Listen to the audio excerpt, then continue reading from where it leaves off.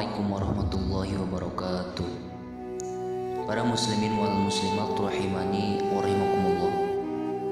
Perlu kita ketahui bahwa beberapa tanda tukang sihir dan dukun itu memang ada.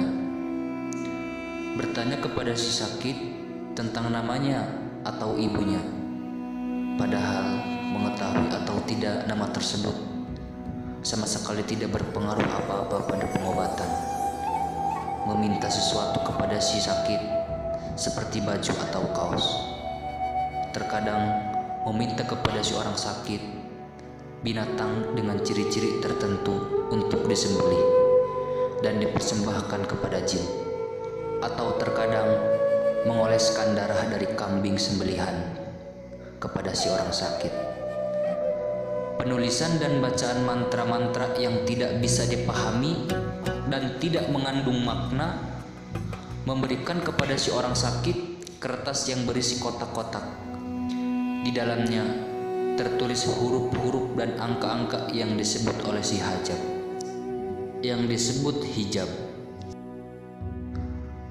Ketika itu si dukun pun menyuruh si orang sakit untuk mengasingkan diri dari beberapa waktu di dalam kamar. Hal ini dinamakan semedi, menyuruh si orang sakit untuk tidak menyentuh air beberapa waktu tertentu. Lalu memberikan kertas kepada si orang sakit agar ia membakarnya dan menebarkan asapnya pada tubuhnya.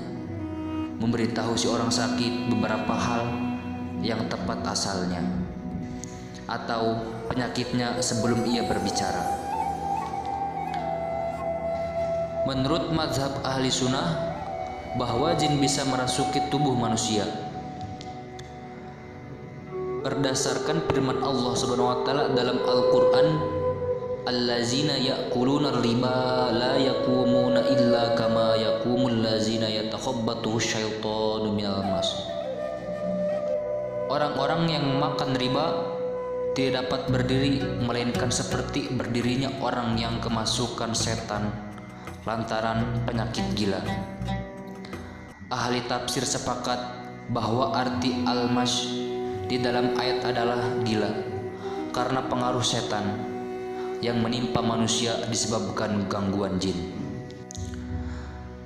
Dan perlu kita ketahui bahwa sihir itu ada dan pengaruhnya telah diterangkan dalam Al-Quran maupun As-Sunnah Al-Jamaah. Hukumnya adalah haram serta merupakan dosa besar berdasarkan sabda Nabi, jauhilah tujuan perkara yang membinasakan. Para sahabat lantas bertanya, wahai Rasulullah Sallallahu Alaihi Wasallam, apa saja 7 perkara itu?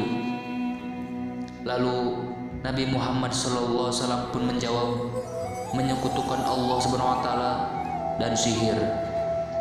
Dan muttafaq alaih. Allah Subhanahu Wa Taala berfirman dalam Al-Quran, walaqad alimu laman ishtarahu ma lahu fil akhirati minal khalaq.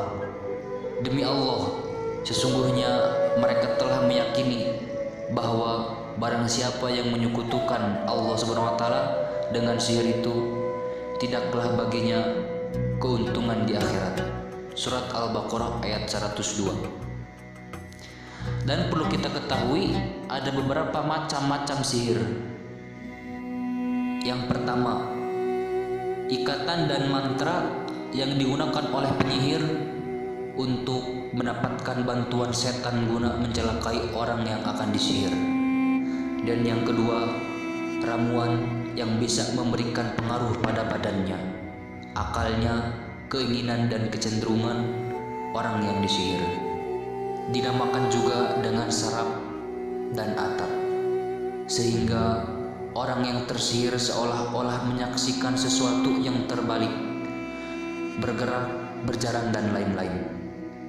Melakukan jenis sihir yang pertama adalah syirik, karena setan tidak akan membantu penyihir sampai ia kufur pada Allah Subhanahu wa taala. Adapun jenis kedua adalah merupakan dosa besar. Semuanya bisa terjadi adalah dengan takdir Allah Subhanahu wa taala.